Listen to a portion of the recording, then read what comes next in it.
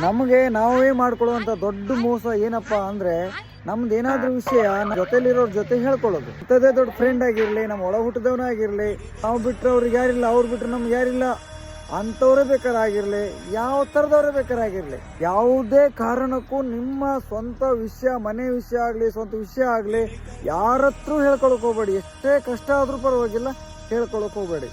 ಯಾಕಂದರೆ ಇವಾಗ ನೀವು ಎಷ್ಟೋ ಚೆನ್ನಾಗಿರ್ಬೋದು, ಆದರೆ ಒಂದಲ್ಲ ಒಂದು ದಿನ ನಿಮ್ಮಲ್ಲೂ ಅವರಲ್ಲೂ ಏನಾದರೂ ಒಂದು ಸಣ್ಣ ಮಿಸ್ಟೇಕ್ ಆಯಿತು, ಜಗಳ ಆಯಿತು ಅಂದರೆ ನಿಮ್ಮ ಆ ವಿಷಯನ 1ಕ್ಕೆ 4 ಪಟ್ಟು ಮಾಡಿ ಜನಗಳಿಗೆ ಹೇಳ್ತಾನೆ.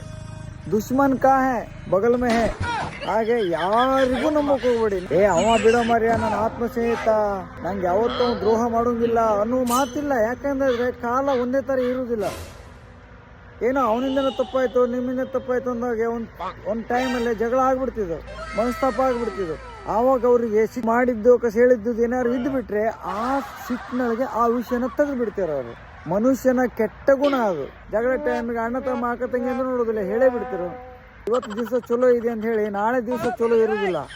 ಕೆಟ್ಟ ಆಲೋಚನೆಗಳು ಬರೋದು ಜಾಸ್ತಿ. ಆವಾಗ ಗೊಂಬೆ ಆಡ್ಸೋನು ಮೇಲೆ ಇದ್ದವನೇ, ಆದರೆ ಕಡ್ಡಿ ಎಲ್ಲ ಆಡ್ಸೋನು ನಮ್ಮ ಜೊತೆಲೇ ಇರ್ತಾನೆ. ನಿಮ್ಮ ಗುಂಡಿನ ನೀವೇ ತೋಡ್ಕೊಂಡು ನೆನಪಿರಲಿ, ಪ್ರತಿಯೊಬ್ಬರಿಗೂ ಬಂತು.